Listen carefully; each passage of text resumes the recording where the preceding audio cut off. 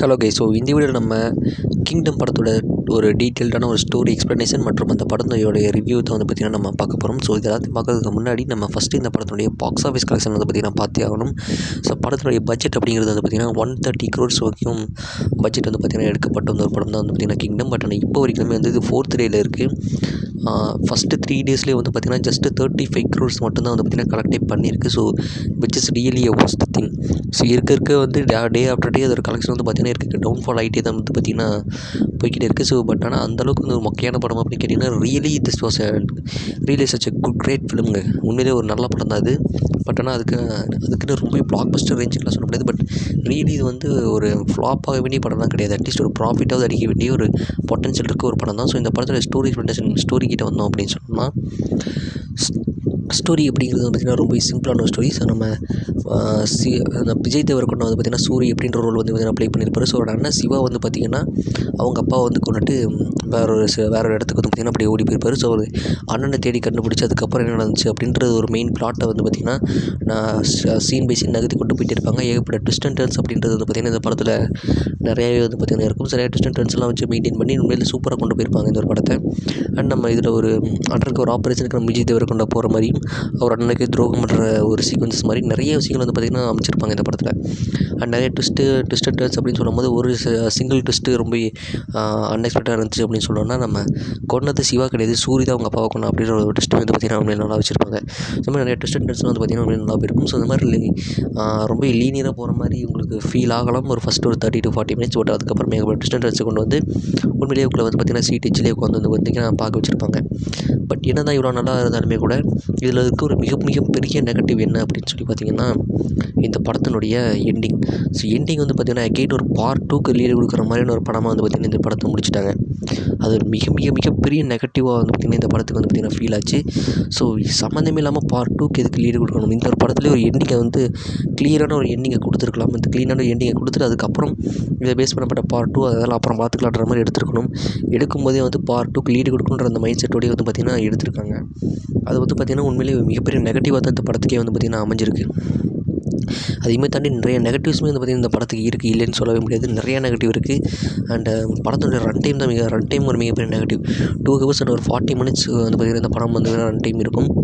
First ஹாஃபில் டக்குன்னு போகிற மாதிரி இருந்தாலுமே கூட ஃபஸ்ட் ஹாஃபோட எண்டிங் போர்ஷன் வரைக்கும் கொஞ்சம் ட்விஸ்ட் அண்ட் டர்ன்ஸ் கொண்டு போனாலும் கொஞ்சம் நல்லா இருக்கும். செகண்ட் ஹாஃபோட ஸ்டார்டிங் இனிஷியலி கொஞ்சம் லேக் அடிக்கும். அண்ட் செகண்ட் ஹாஃபோட மிட் போர்ஷனுமே வந்து கொஞ்சம் லேக் அடிக்கிற மாதிரி போகும். நிறைய பேசிக்கிட்டே இருப்பாங்க. ஏன்னா ஃபஸ்ட் ஹாஃபில் அவ்வளோ ஆக்சஸின்னு பார்த்துட்டு டக்குன்னு செகண்ட் ஹாஃபில் நிறைய பேசிகிட்டு இருக்க சீன்ஸ் வந்து கொஞ்சம் லேகிஸ் வந்து பார்த்திங்கன்னா ஃபீல் ஆகும். அண்ட் நெகட்டிவ்ஸ் அப்படின்னு பேசும்போது முக்கியமான நெகட்டிவ் இந்த எண்டிங் தான். எண்டிங் வந்து பார்த்திங்கன்னா க்ளீனாக வந்து அந்த முருகன் அப்படின்ற ஒரு கேரக்டர் வந்து பார்த்திங்கன்னா வந்திருக்கும். ஸோ அந்த கேரக்டர் அவர் தான் வந்து சிவாவை போட்டு தள்ளியிருப்பார். சூர்யா அவரை போட்டு தள்ளுறதே ஒரு கிளியர் அண்ட் கட்டான ஒரு எண்டிங்கை வச்சுட்டு அதுக்கப்புறம் அந்த ஒரு க்ளீன் எண்டிங்கை ப்ரெசென்ட் பண்ணாமல் அதுக்கப்புறம் டேரெக்டாக பார்ட் 2க்கு அசால்ட்டாக அவர் போட்டு தள்ளுற மாதிரி காமிச்சிட்டு பார்ட் 2க்கு லீடு கொடுக்குறோம். பார்ட் 2 அப்படின்ற மாதிரி அதை பேஸ் பண்ணி வந்து பார்த்திங்கன்னா கிட்டத்தட்ட 10 நிமிஷம் வந்து ஒரு சீனே வந்திருக்கும் பார்த்துக்கங்க பார்ட் 2க்கு லீடு கொடுக்குறதுக்காகவே. மிகப்பெரிய நெகட்டிவ்னா அது ஒரு இந்த படத்தையே வந்து வெறுக்க வைக்கிற ஒரு விஷயம்னாலே அந்த ஒரு எண்டிங் மட்டும்தான். எண்டிங் சுத்தமாக நல்லா இருக்காது, படம் மொக்கையாக தான் இருக்கும். பாசிட்டிவ்ஸ் அப்படின்றது வந்து நிறைய பாசிட்டிவ்ஸ் இருக்குது. ஏற்கனவே சொன்ன மாதிரி விஜய் தேவரக்கொண்டாவோட சூரிய ஆக்டிங் நிறைய ட்விஸ்ட் அண்ட் டர்ன்ஸ் வச்சு ப்ரெசென்ட் பண்ணது இந்த படத்துக்கு ஒரு மிகப்பெரிய ஒரு பாசிட்டிவாக வந்து பார்த்திங்கன்னா உண்மையிலே அமைஞ்சிருந்துச்சு. உண்மையிலேயே ஒரு குட் ஃபிலிம் தான்.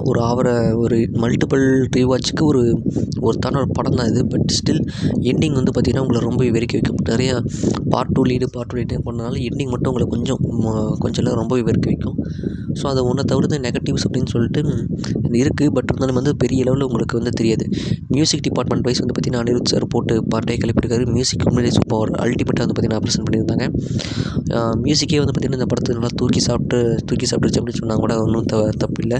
பட் ஆனால் இந்த படம் வந்து பார்த்திங்கன்னா எப்படி சொல்கிறது, ஒரு 130 கோடி பட்ஜெட் எடுக்கப்பட்டு 35 கோடி தான் வந்து ஃபஸ்ட்டு 3 daysலேயே வந்து பார்த்திங்கன்னா பண்ணியிருக்க ஒரு மிகப்பெரிய ஒரு ஒஸ்ட்டு ரன்னை தான் வந்து பார்த்திங்கன்னா நோக்கி போயிட்டுருக்கு. நெக்ஸ்ட் வீக் வந்து பார்த்திங்கன்னா கூலி வார்னு சொல்லிட்டு நிறைய பெரிய பிளாக் பஸ்டர் எபிக் ஃபிலிம்ஸ்லாம் வந்து பார்த்திங்கன்னா ரிலீஸ் ஆக போகுது. ஸோ இந்த படம் வந்து பாதாளத்தில் வந்து பற்றி சென்றுச்சு. இந்த படத்துக்கெல்லாம் பார்ட் 2 வருதுங்கிறது ரொம்ப கஷ்டமான விஷயமாக வந்து பார்த்திங்கன்னா போயிருக்கு. ஸோ இந்த படத்தோட ஸ்டாண்டர்ட் படமாக வந்து பார்த்திங்கன்னா அவங்க ப்ரெசென்ட் பண்ணியிருக்கணும். ஸோ மிஸ் பண்ணிட்டாங்க.